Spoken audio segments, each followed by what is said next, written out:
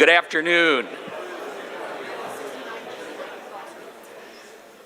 I almost hate to interrupt that joyful, energetic buzz in this room. Doesn't it feel good to be together and to gather here in person? Awesome. Yeah. Well, I'm so glad to see all of you here today and to see you enjoying each other. This is our annual Calvin Business Partners Award Luncheon. If you're not sure that this is where you're supposed to be, that's what we're going to do today. Before I introduce our new president to officially welcome you, I just want to take a minute to thank all of our sponsors who helped make this day possible. First, our event sponsors, First Merchants Bank, First National Bank of Michigan, GMB Architecture and Engineering, Goldman Sachs, In On Time, and Varnum. Let's have a hand for those event sponsors. Thank you very much. Now, table sponsors. And I practice reading this because I want to get through it quickly. It's a big list. Advantage Real Estate, Baruch Senior Ministries, Blue Way Financial Partners of Raymond James, Crow, Custer, DeHops Brewing, Gallagher Risk Management, James and Andrea Karsten, Lake Michigan Credit Union, Mercantile Bank of Michigan, Miller Johnson, Morgan Stanley, Pine Rest Mental Health Services, Plant Moran, Tecton, the WinQuest Group, William and Lori Bohr, and Vibration Research. I think that's a record number of table sponsors this year, so let's give them all a hand too.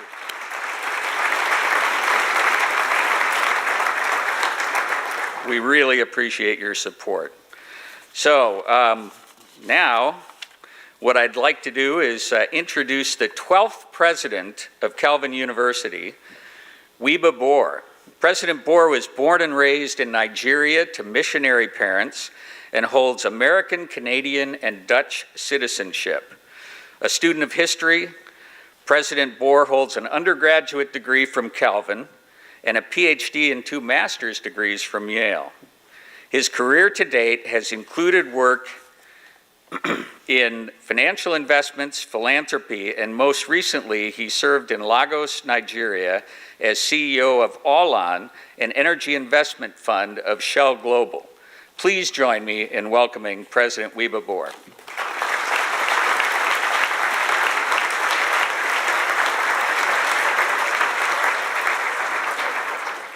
Good afternoon. I know I'm between you and lunch, so I won't be too long. I'm an ex-consultant, so normally I have 70 slides to present, but I won't do that today. This is sort of my first big event of this nature as president, so it is just awesome to see the room full of supporters of Calvin and alumni of Calvin, and just from our business community, and just to see all the energy here that we have in this community and in Calvin.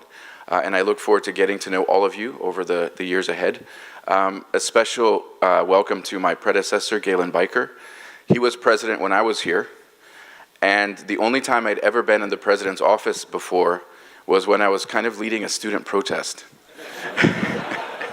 And so I walked into his office in my summer paint clothes, and so I had to kind of improve my dress for when I go to the office now. But thank you so much for coming, President Biker.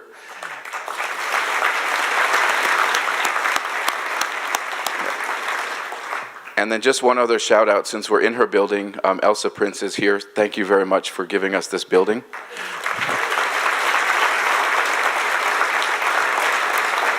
So my mother's maiden name was Prinz, and so I wish it was C-E instead of S. So we're not related, but maybe we're distant cousins somehow. But I did hear that my cousin Bill Bohr sponsored a table, so at least the family is represented. So he's my distant cousin. It's like fourth cousins. Yeah. So anyway, I'm excited to be here with everyone today. We're also launching the business school, which is another huge step forward for Calvin. Thank you so much to Sid Jansma for the support there. And that'll happen later today, and I know many of you will be there. But that is just one of many of the big things that are going to be coming down the road as we continue to build this into a great international institution together. So let me now hand over to Mary, our pastor, so she can lead us in prayer. Thank you.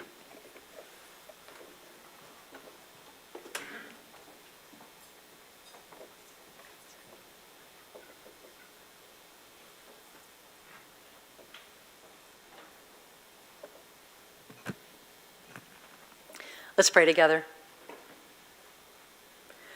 Creative God, you bring order from disorder and beauty from chaos. Thank you that as your beloved children, we get to imitate that in our work. We get to bring order from disorder by aligning people's passions and skills and talents with their work. We get to assist people and institutions to move from financial chaos to financial beauty, from vocational despair to vocational hope. We celebrate that this work is an invitation from you to partner with you in bringing your will on earth as it is in heaven. Attend to us today, Father, Son, and Holy Spirit, as we honor those among us who have imitated your creative goodness in beautiful ways, and as we celebrate the dedication of a building in which more people will be invited to be agents of that renewal in your world. Through Jesus Christ we pray. Amen.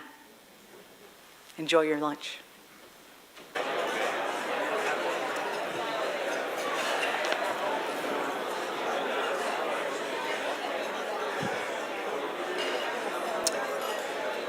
Good afternoon again. I'm so sorry to interrupt your lunch, but one of the things that we've always had as one of our values here is finishing on time. So with your permission, we're going to start the program, and you continue to enjoy your lunch. And I know some of you are just getting your lunch, but we'll be doing a few things up here. And I just want to let you know that today, in addition to doing the things that I'm supposed to be doing, I'm taking the place of our new leader of the Calvin University School of Business, our dean, Jim Ludema, who I think he looked forward to this day, the whole day, this luncheon, our dedication tonight of the new building, which is, of course, right next door. I think he looked forward to this as much as I did. And unfortunately, he can't be here with us in person because while he was quarantined with his wife, he got COVID. So I'm going to do my best Jim Ludema impersonation and try to carry on with some things that he was going to cover with you. Many of you know our mission here at Calvin University is to prepare students to think deeply, to act justly, and to live wholeheartedly as Christ's agents of renewal in the world. And we're so blessed by so many of you as partners that we have to work with in doing this good work. Just to kind of give you a little update on what we're doing here, this year we welcomed 500 undergraduate students in business, and I'll tell you, they're excited about our new building. We also have approximately 160 business minors. We do offer 6 majors in the School of Business, and that includes 3 Bachelor of Science degrees in accounting, financial planning, and our brand new operations and supply chain management degree. We also offer Bachelor of Arts degrees in finance, marketing, and human resource management. We have 2 master's degrees now. For those of you that haven't been around for a while, we've got a master's in accounting, and we also have an MBA, which is an online asynchronous program enrolling students from all over the world, and we just graduated some of our first MBAs this fall. And I had the good fortune to meet a couple of them, and it's a great program, and they loved it. So that's some of the new things going on. Just to kind of show you a little bit more of what's under the hood, in a couple of our degrees, we have things like analytics and research, marketing management, and professional selling as concentrations in marketing. We also have an entrepreneurship minor, and I'm sure you're going to hear more about it if you haven't already. We have the Calvin Startup Garage, which is an exciting new program, which is going to be located in this building and is led by John Verlee. And so we're just really excited about the opportunities that's going to create, not just for business students, but for all students at Calvin. And the goal is to launch 100 businesses in 10 years. So stay tuned.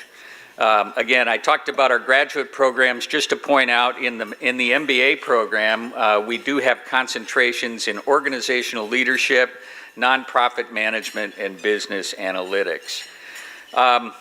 Experiential learning is really one of the distinctives of our business program, and kind of one of the hallmarks of that is our Calvin Action Projects. And you're going to hear a little bit more about those today when we give our awards.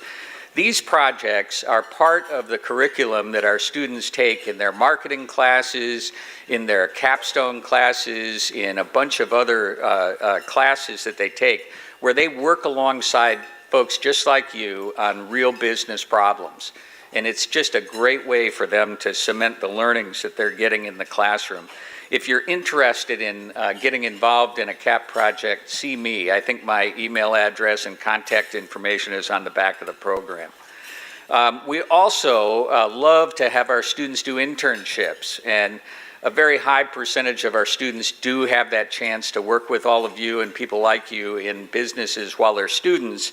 And of course, many times these internships turn into full-time employment after graduation. So if you're interested in hiring one of our students as an intern and making that connection, contact either our career services offices, or again, you can get a hold of me and we'll be happy to tell you more about the opportunities there.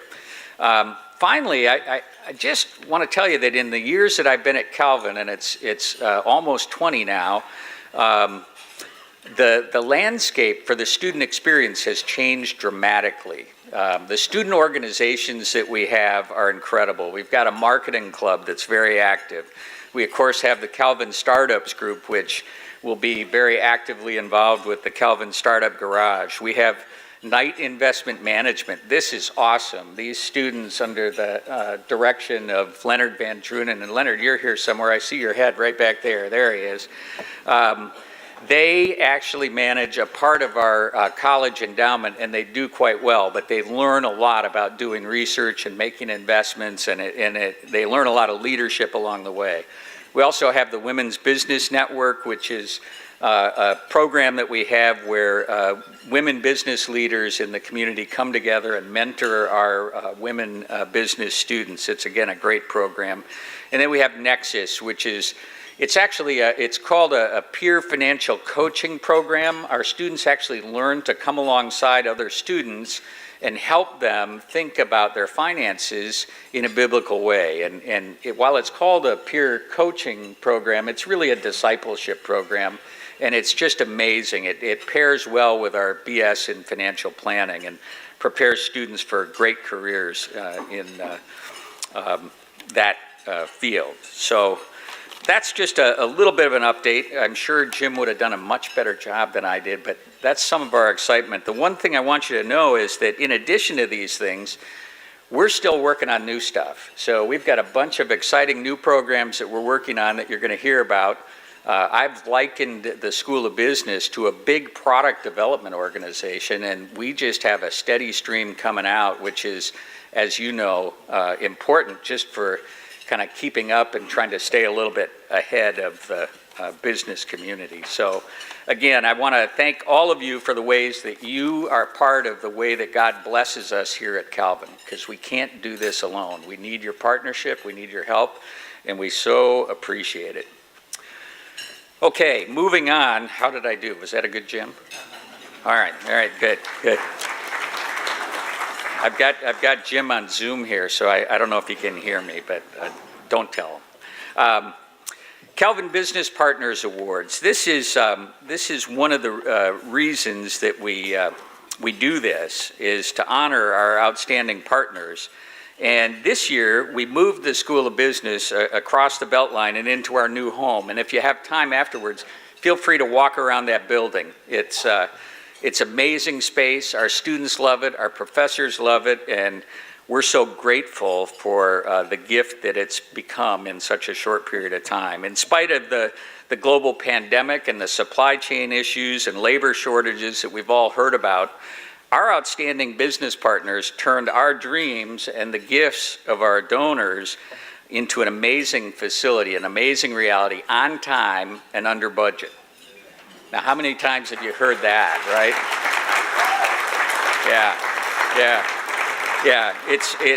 It's crazy talk, right? But God does crazy things, and we are so thankful.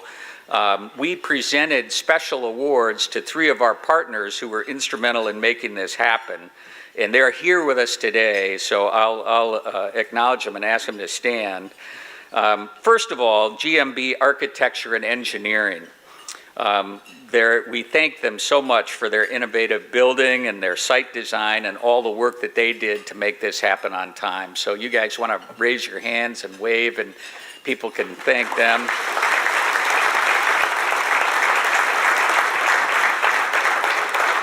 GDK Construction provided excellent overall project management and construction services, and I'll say this for them because I know that Chuck and Dustin and Kyle would all say this, that it's their subs that made this happen too, but somebody had to be kind of the person in charge, right? So Chuck and Doug, we just thank you so much.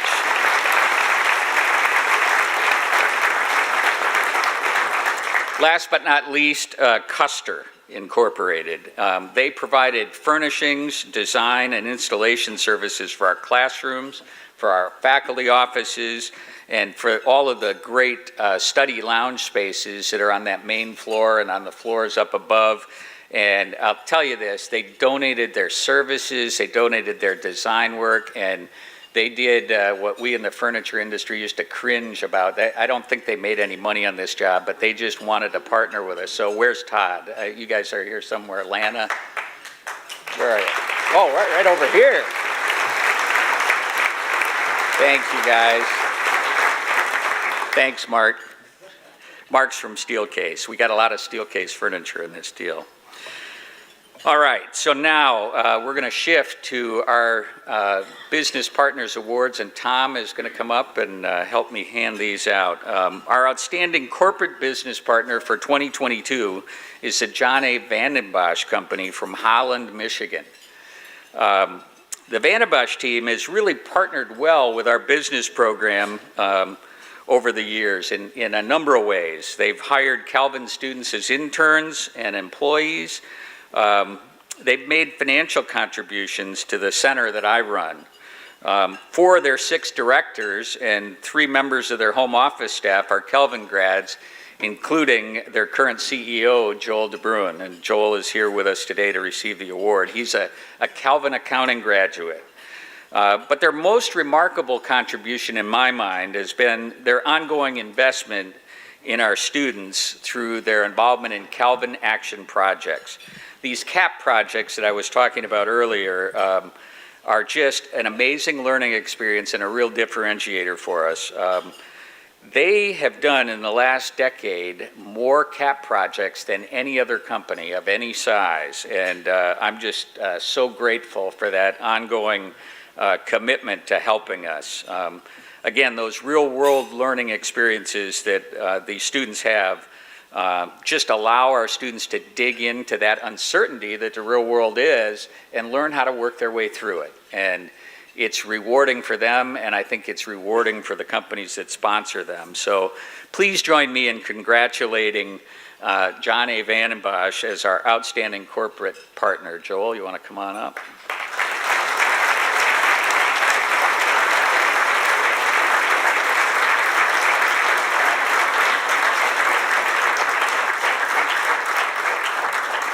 I won't say much, but it is just a joy to work with the students, the passion they have, the inquisitiveness, and if you're a small company, you don't have to be a large company to do these capstone projects, so just encourage you to talk to Bob and take the opportunity to do it.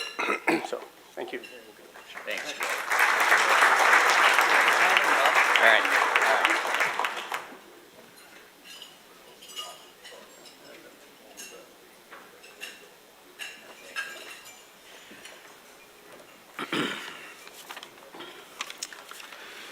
Okay, our outstanding individual business partner for 2022 is my friend David Cook. Let me tell you a little bit about Dave. Dave holds the distinction of being the last faculty member of the School of Business who had an office in the Heckman Library basement when it was the home of the economics department. Any of you remember that? Yeah, I see hands and people murmuring, yeah. Over 37 years, David served the students of Calvin well through his excellent teaching, advising, and service to the department and university. Dave also served as the department chair at pivotal times in our history. Dave was instrumental in establishing the Calvin Center for Innovation in Business and for many of our significant curricular changes over the years. Finally, Dave was responsible for recruiting many of the outstanding faculty members that now serve our students. Please join me in congratulating and thanking our friend, colleague, and outstanding business partner for 37 years, Dave Cook.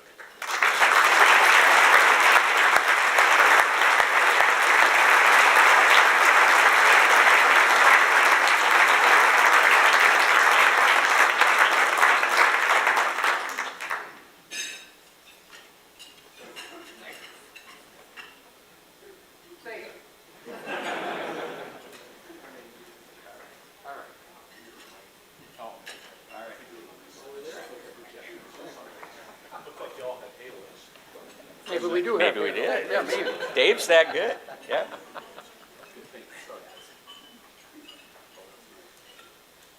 All right, thanks. If I may? Yeah. Thank you. I am humbled to be up here receiving this award today as someone who's been an insider at Calvin up until 14 days ago, at which point in time I retired. And so I have to say that I am accepting this award on behalf of a lot of folks that are inside of Calvin College and have participated over the years, okay? I've been inside. Bob Ames has been the Mr. Outside to my Mr. Inside, and the ability to tell the story. There's a story to tell, and Bob has been just exceptional at telling that story. And so I accept it on behalf of him. I accept it on behalf of the faculty members that have caught the vision of what business can do in a Christian context. And I appreciate each and every one of you that takes the time to come out here and honor that and make that happen. I have to thank Professor Pruitt, his father Don, who saw that vision way back when I was a student and planted that seed. And all of this could not have happened without an administration headed by Galen Biker that saw what a difference and what an opportunity business could have and business could do, and how to be excellent as a business program in a Christian college should be. And so I accept it on behalf of all the folks that have been inside over the years to make this happen. And on their behalf, I thank you. Take care.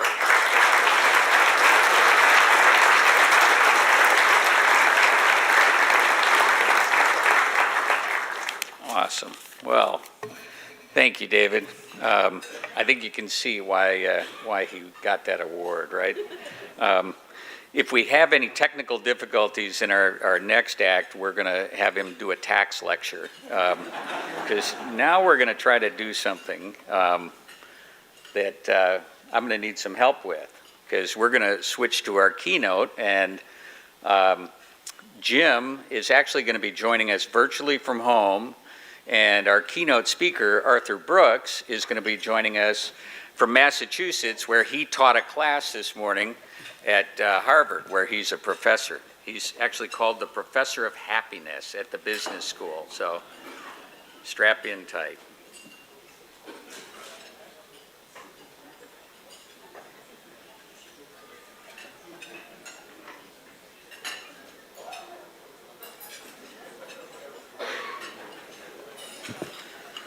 While we're getting the Zoom up, I just wanted to let everybody know that Joanna Bohr joined us a couple of minutes late.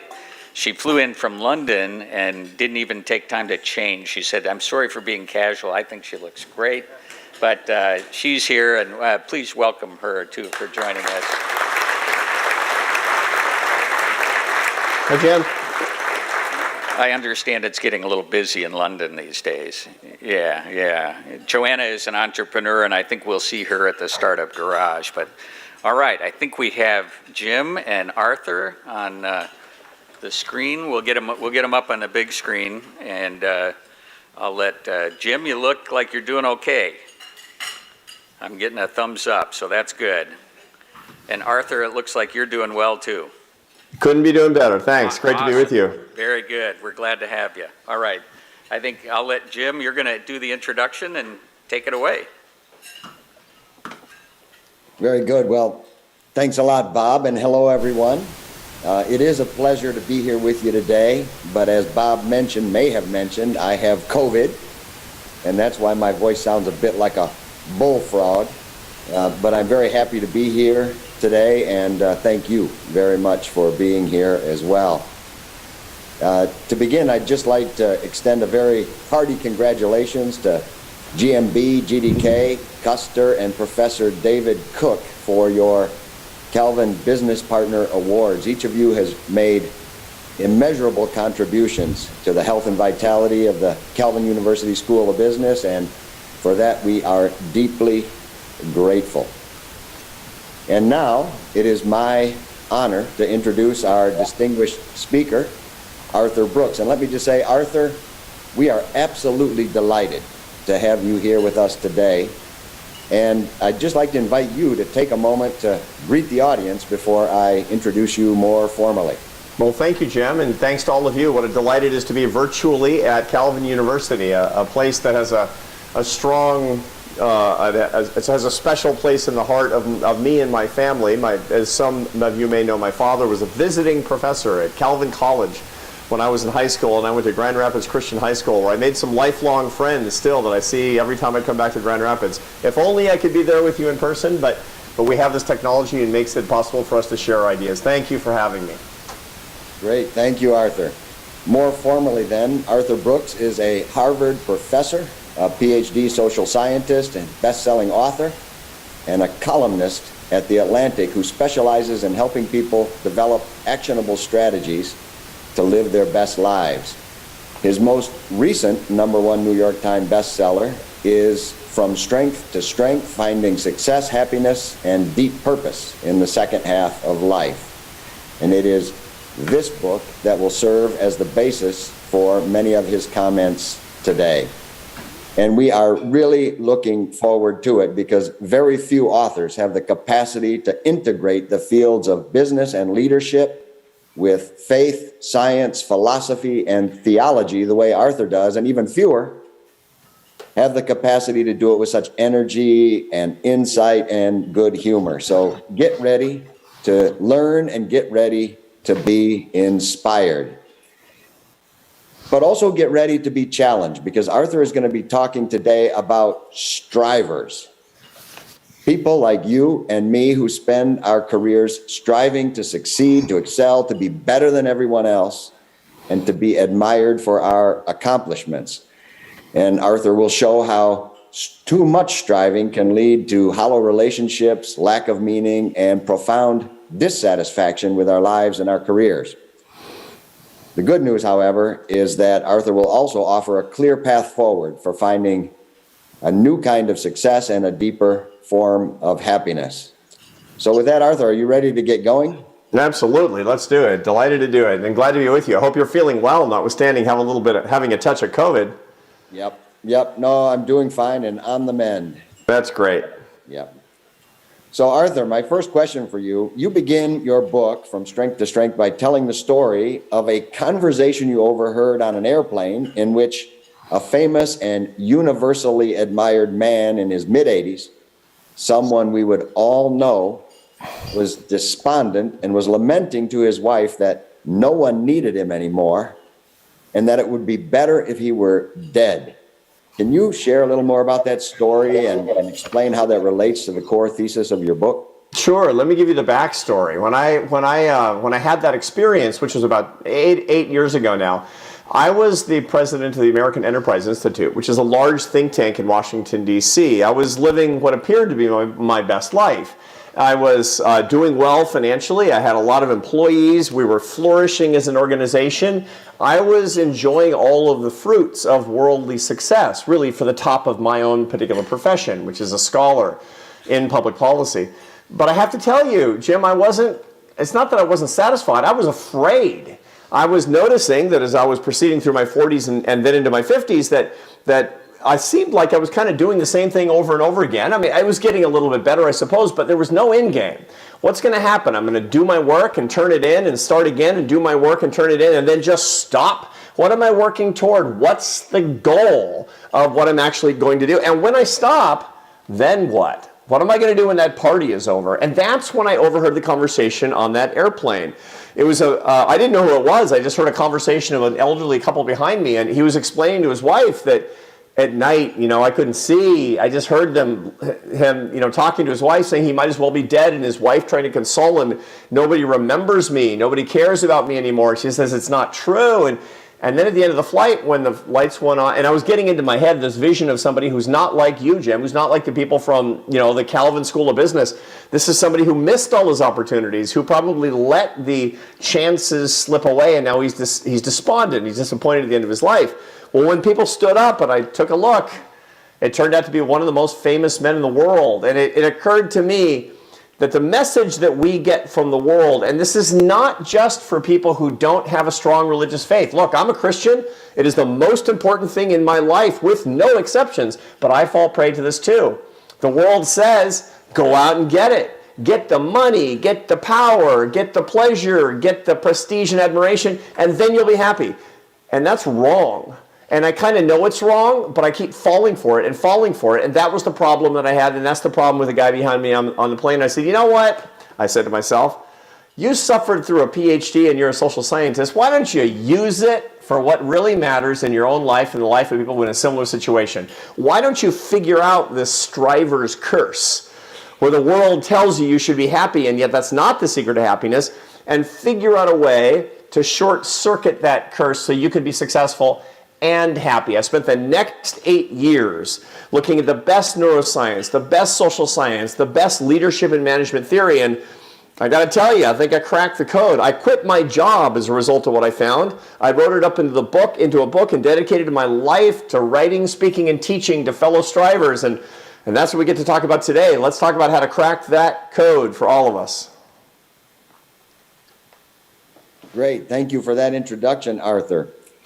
My second question is this. We have many people in the room who are not yet in the second half of life. Right. Undergrad and grad students and people in their early and mid-careers who are striving like crazy. Right. To grow, to develop, to succeed, to be the best, and yes, even to be admired for their accomplishments. And they also may be striving for very good reasons. For example, to build better products and services, create jobs, generate more wealth to benefit the community, or even help more people who may be living on the margins of society. So how do your findings relate to them, those who may be in the first half of life and those who may be striving with very good intentions?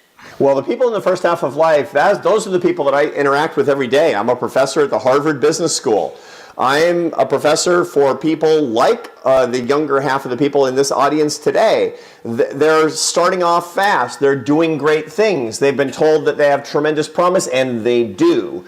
But you have to set your expectations in the right way so the cadence of your life can bring you not just success, but happiness. Look, if you're 58 years old like me, there's a lot of changes that you need to make. If you're 25 years old or 30 years old, there's a lot of things that you need to do to start off with a good foundation. It's all the same thing. Look, and I talk to people all the time, people who are my age who maybe drink too much. And they say, what do I do? And I say, stop drinking now. What's the advice that I give to people who are 25 or 30? Watch your drinking so you don't get into trouble. It's the same advice. We all want to be happy, whether you're starting out or whether you're in the second half. It's all the same set of secrets and ideas. Very good. Let me ask you then, what are the secrets and ideas, because when I was introducing you, I said that based on your original research and insights from science, philosophy, theology, and so on, you would offer a clear path forward for finding a new kind of success and a deeper form of happiness. So can you describe the key steps on that clear path to a deeper form of happiness and why the steps are important? Absolutely. Now, to begin with, we have to ask, what is it? Everybody kind of knows, but when I ask people, they tend to define it in a very funny way. On my first day of class, my students, I have 2 sections of 90 MBA students and 400 on the waiting list. So this is a popular class. I say, look, you competed to get into my happiness science class. You must know what it means. And I cold call them. You know, all the business students out there are groaning because when the professor cold calls, it's no fun. And I will say, okay, you tell me, what's happiness? And they'll say, it's the feeling that I get on Thanksgiving with my family, for example. One after the other, they talk about feelings. And I say, incorrect. That's the first error. Happiness is not a feeling. Happiness has feelings associated with it in the same way that your Thanksgiving dinner has a good smell associated with it. But you would never make the mistake of saying that the smell of the turkey is your Thanksgiving dinner. Happy feelings indicate that there's a real phenomenon at work, which is happiness. Now, I've studied this for the past 25 years, and there's 3 parts to happiness. The happiest people, they have 3 things. You might think of these as given the fact that we're talking about Thanksgiving, the macronutrients of happiness. So macronutrients of all food are protein, carbohydrates, and fat. Food is made of those 3 macronutrients. And similarly, happiness is made up of 3 big elements, which are enjoyment, satisfaction, and purpose. Those are the 3 big things that you need in both balance and abundance. You need to enjoy your life, you need to have satisfaction by having goals and meeting your goals, and you need a sense of meaning and purpose. Why am I alive? And for what would I be willing to die? Now, each of those 3 things has a whole scientific literature attached to it. Each one of those things has an enormous amount of neuroscience associated with how we get these things. What is enjoyment? It's not just pleasure. What's the problem with satisfaction? Not what Mick Jagger sang, that you can't get no satisfaction. The problem is you can't keep no satisfaction. So what's that all about? And that's especially true for strivers, by the way. And what about meaning? Why is it that so many people have so little sense of meaning? But those are the big 3 things that we need to be thinking about. Now move from that to start getting to the habits that we need to make sure that we can find happiness. The happiness habits is a very interesting part of the science of happiness. And I can tell you that there's 10,000 research articles on the habits of the happiest people. You don't have to read them. Jim, I've done that, so you don't have to. I'm going to boil that whole ocean of research down to just 4 habits. Now, there's 10,000 little habits, but here's the big 4. This is your happiness 401k plan. So young folks, listen up, and older people like me, tune up. Because what you need to do is to be able to get into a retirement space of true happiness. I don't mean like stepping out, going to Florida. I mean, that might be nice for you. But you want to end up happy, just like you want to end up financially successful. So this is your happiness 401k, meaning these are the 4 things that you need to do every day so that you're getting the right amounts of enjoyment, satisfaction, and purpose. They are, you need to cultivate your faith every day. You need to work on your family life every day. You need real friendships that you're working on, not just deal friendships, real, and we know the difference. And we need work in which we earn our success and which we're serving other people. That is to say, meaningful work. We can talk about any one of those all day long, but it really comes down to, are you not putting a deposit into 4 accounts today? Your faith, your family, your friendships, and finding meaning in your work. If you do those 4 things, you're going to wind up in a much, much better space than if you didn't, and you can make progress every day. Great. Thank you, Arthur. And speaking of faith, in chapter 7 of your book, you talk about the importance of developing the spiritual side of life when it comes to happiness. And you share a bit about your own faith journey, which I thought was very interesting. Can you say more about why faith is so important and why strivers tend to avoid it? Yeah. what we can do to develop it more deeply, drawing both from your research and from your personal journey? Sure. And, faith is a very interesting one. I know that we're largely in a community of fellow Christian believers, which is so incredibly important because, as we all know, as the Proverbs teaches us, iron sharpens iron.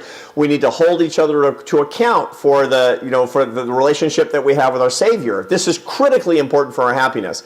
But there's a lot of work that each one of us has to do within ourselves, which is a super important idea as well. To begin with, let me answer your question about the trouble with strivers.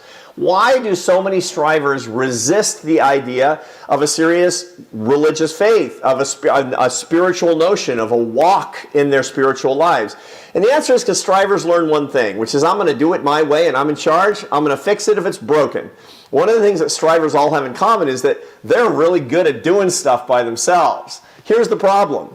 You can't find love by yourself. You actually can't be saved by yourself. You can start a business, you can hire people, you can make money, you can fix your sink. I got it. But you know what? You need love. You don't just need love of other people. You need divine love. You cannot find happiness unless you have that. And that takes a different kind of journey. Strivers are really good at cracking the case and solving problems with very complicated solutions.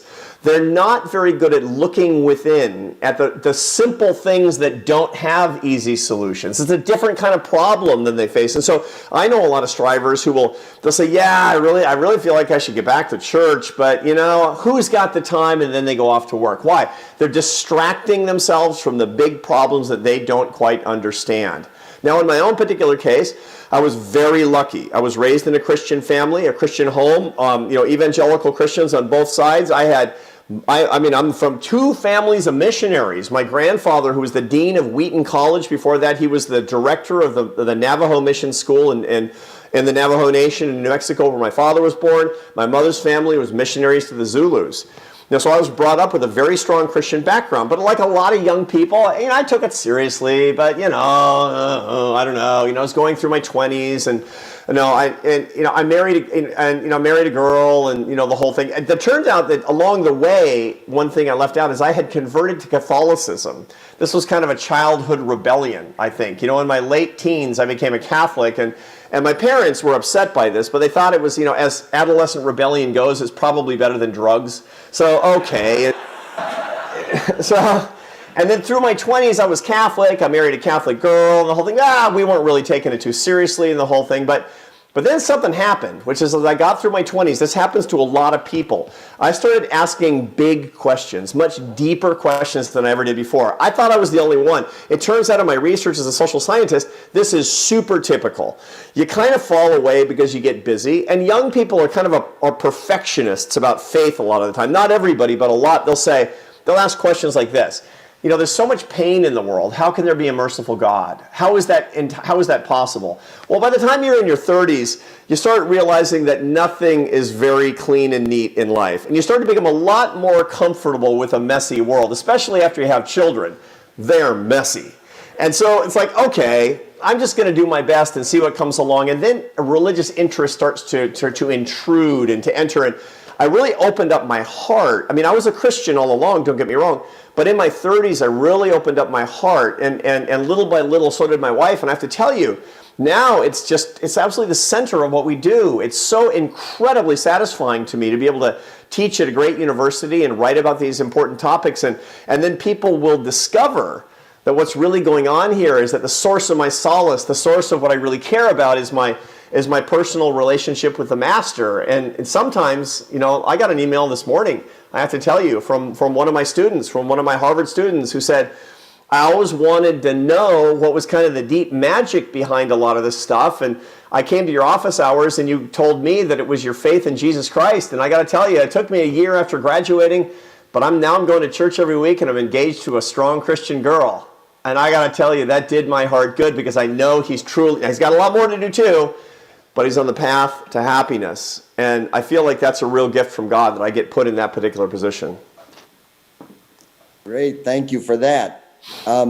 Just to let the audience know, I'm going to ask Arthur one more question, and then we're going to open it up for your questions. So if you have some, get ready to pose those questions in just a minute. But Arthur, my final question for you is that in the final chapter of the book, you admit that you are still a striver, but that you strive after different things than you used to. Yeah. And then you summarize the whole book in 7 words using a formula that encapsulates all of the lessons that you've learned and now strive to live. And that formula is use things, love people, and worship the divine. Can you share what you mean by that formula and how it guides your striving and your life now? Yeah, absolutely. There's a thing, we're coming up now, as everybody knows, to our older brothers in faith, the Jews, are about to celebrate, not really celebrate, to commemorate the atonement for their sins in the holy day of Yom Kippur. And it's something every day. It's a very beautiful thing, I have to say. And I've always admired that about our Jewish sisters and brothers. And this year, interestingly, I'll be giving the Yom Kippur sermon in the 25th hour of the holy day, which is the maximum part of the holy day at the main temple in Boston, in the Temple Emmanuel in Boston. And I'm the only Christian who's ever been asked to do this, I have to say. So I take it very seriously. And they know, I realize that Arthur and Esther Brooks, it probably, you could very easily think that we're not, but I was very clear. I said, I'm Christian, right? And they said, no, we know. It's truth in advertising. It's okay. Now, one of the things that I've learned is that they have a prayer at the beginning of Yom Kippur. Jews pray the Vedui in Hebrew, which says, "We have transgressed against you, O Lord, and we are miserable for it." Now, what does this say? That Mother Nature and the world is pressing you to lie to people and to be selfish and to be envious and to be angry with other people and to treat other people with disrespect. And it's not even fun. So what's up with that? All these sins that you commit for your own self-interest, and it turns out they make you miserable? Well, here's the beauty of it. God doesn't make us just to pursue our animal interests. God puts his divinity in us so that we can be more like him. Remember, we're made in God's image. So you can choose to be more like your dog, or you can choose to be more like God. Up to you. How do you do it so that you can live better and be happier? The answer is you have to recognize that you've been living by a misbegotten formula. Here's the formula that Madison Avenue and the entertainment industry and marketing and your own brain and Mother Nature tell you to follow, and then you'll be happy. Use people, love things, and worship yourself. That's what the world tells you. It's like, what are people for? For your own satisfaction, for your own pleasure, for your own advancement. What are you really going to love? The new car, the new house, the admiration of other people, the stuff, the worldly fortunes. I'm going to love that. I'm going to have an actual love relationship with those things. And if I'm basically using people because I'm the center of the universe, and all these things are floating around me in the constellation of pleasure, that means I'm God, and so therefore I'm worshiping me. Well, yeah, it's going to take work, but you got to get the right formula if you're going to be on the right track. This is what I'm going to tell my Jewish sisters and brothers on Yom Kippur, and that's what I put in the end of the book. Just change the verbs and the nouns. There is nothing wrong with things. The Apostle Paul doesn't say to Timothy that money is the root of all evil. It's that the love of money is the root of all evil. The Hindus talk about the fact that life is dissatisfaction because of our attachment to things, because of the love of money, the love of possessions, to be sure. Use the world's abundance and enjoy. There's so many good things that we can use, but don't love those things. Don't be attached to those things. Look, I'm a first-class capitalist, and I want more people to get wealthy. I want more people to have abundance, but I don't want people to fall in love with that abundance because that's a form of idolatry. Second, what are people for? People are there for you to love because they're made in God's image too. And the only ultimate source of your worldly happiness is going to be love. Look, I got study after study that shows that happiness is love. But love only comes for the living beings around us. Only people should be made for love. And then finally, if you've got your things and your people in order, then you can get your worship in order too, and that means worship God. Worship God, from whom all the good things actually come, from whom the divine love proceeds. And if you can get this in order, use things, love people, worship God. I know it's hard because we're fallen and we have bad habits and we live in the world. I got it. It's so hard. But if you bring yourself back to that, if you examine your conscience every night, I can tell you, I'm no theologian, I'm a scientist. And I will tell you as a scientist, you're going to be a lot happier if you hold yourself to account to that formula every day. Very good. Powerful message, Arthur. Thank you very much for that. And Bob, I think I now need to turn it over to you to invite questions from the audience. Is that correct? That's correct. Who's got a question for Arthur?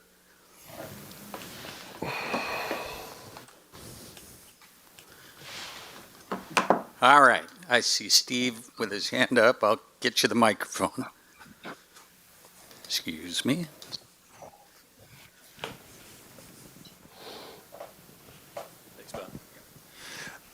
Mr. Brooks, thank you for your wisdom that you shared in Nice. From Strength to Strength. It was a fantastic book. I've recommended it all summer long, so thank you very much. In light Thanks. of the second curve of the crystallized intelligence that you describe in your book, what advice do you have for senior leaders, leaders of businesses and other institutions, and maybe even specifically HR leaders, for those folks in that second season to fully utilize their talent? Yeah, thank you for that question. I appreciate it a lot. I wish I could see you in person, but what a wonderful question. And let me start by explaining I understand that, believe it or not, there's still a few people in the world who haven't read the book. So let me explain exactly with a little bit more detail what you're talking about. Intelligence and ability tends to fall on two curves that get better and then get lower. The first curve is called fluid intelligence. That's your working memory, your innovative capacity, and your ability to focus. And you get much better at whatever you're doing in business or in law, or whether or not you're an electrician or a bus driver. You get better at these things in your 20s and 30s because of those particular skills. You become kind of a cowboy. You're the person who people can turn to. You can crack the code on anything. You can solve the problems.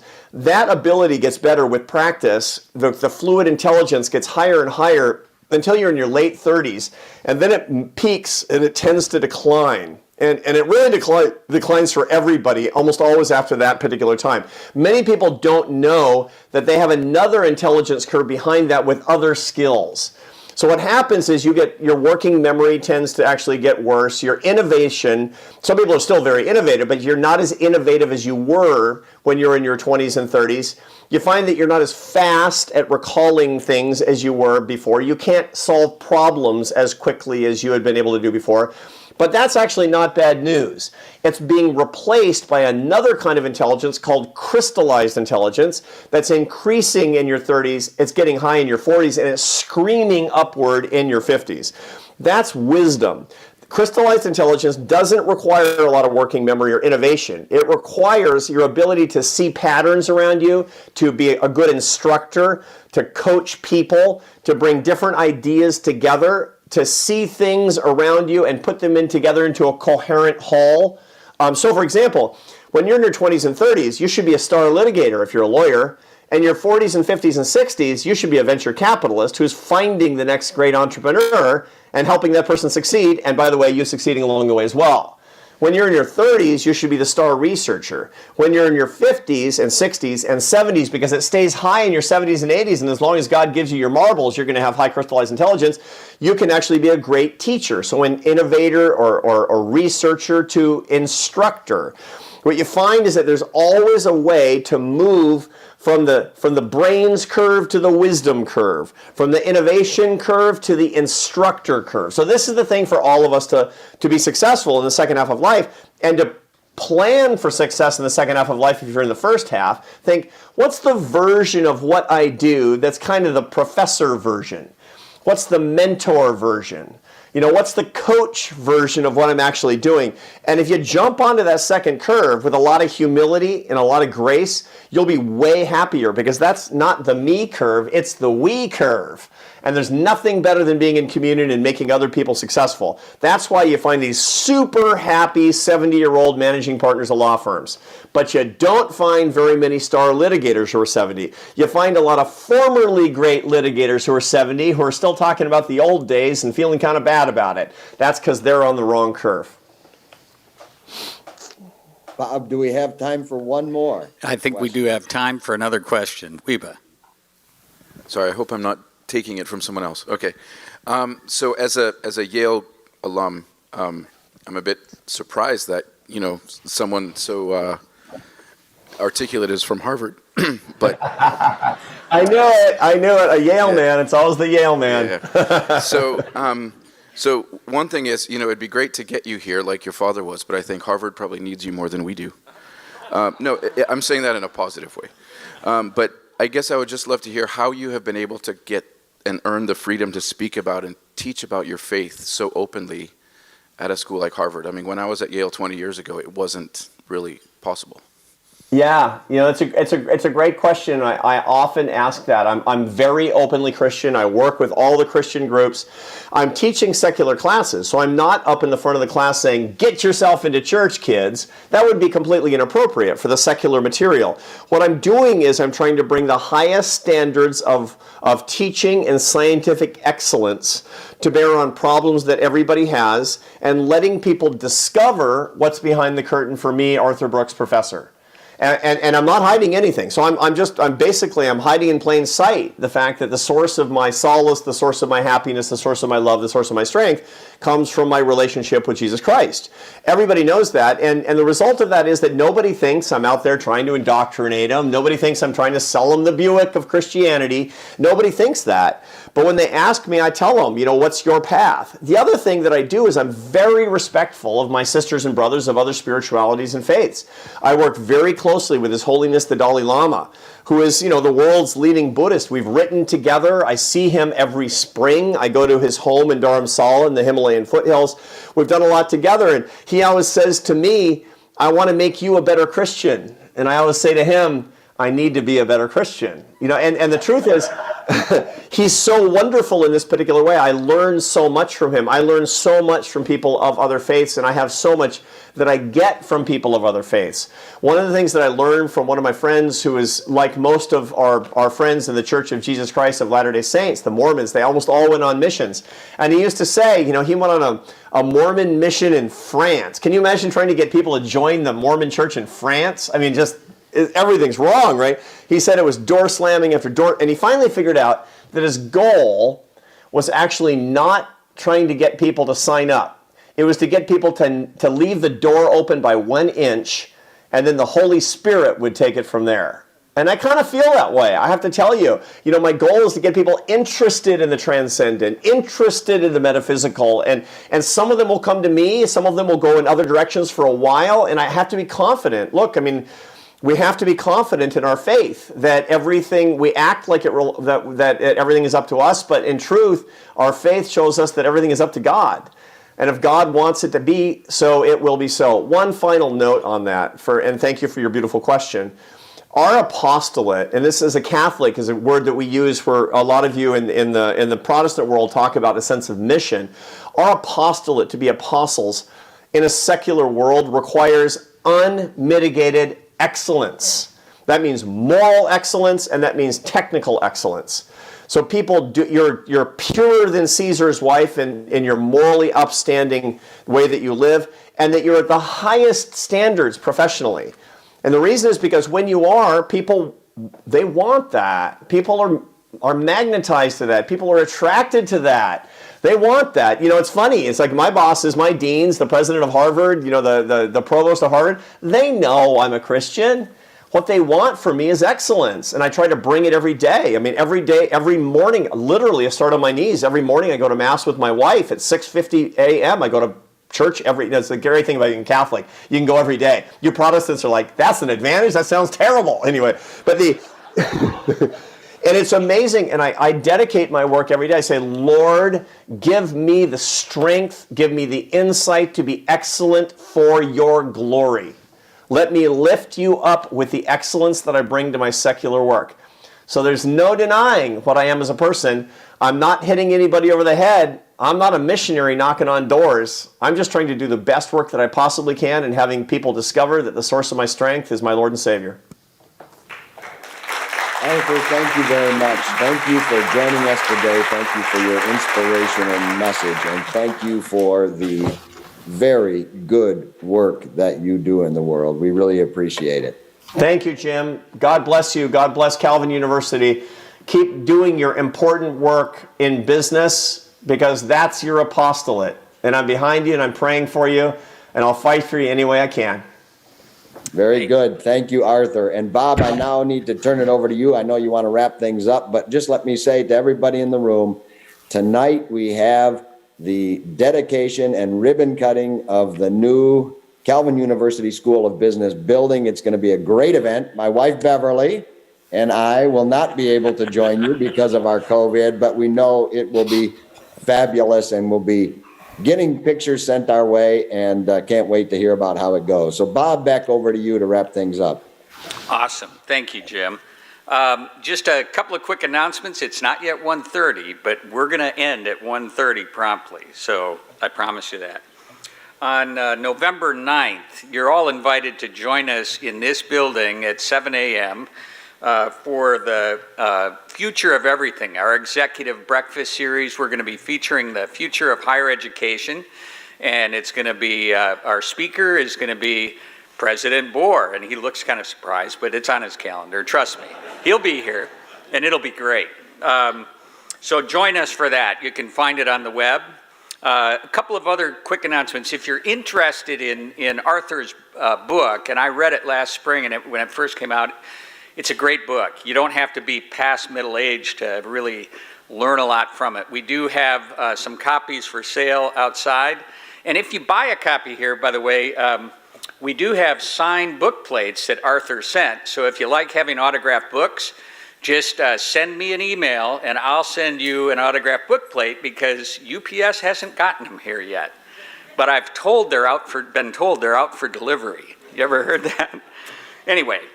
So that's coming up if you want to get one of those books. He also wrote, the book before that is just as good, and the title of it, in a polarized kind of a climate that we're in right now, is Love Your Enemies. It's a very good book, so I'd encourage you to look at both of those. On your way out today, please leave your name tag. I think they've got some buckets or baskets out there, or just leave it on the table. We reuse the holders, so I'd appreciate that.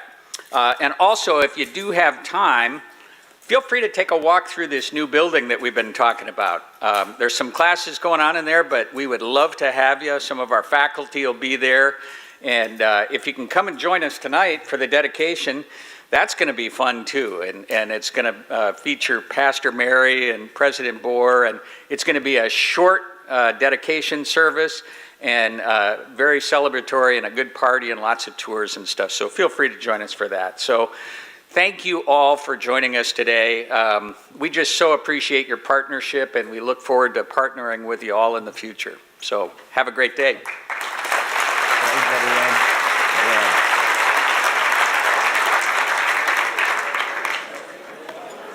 everyone. Award winners. I need the award winners up here.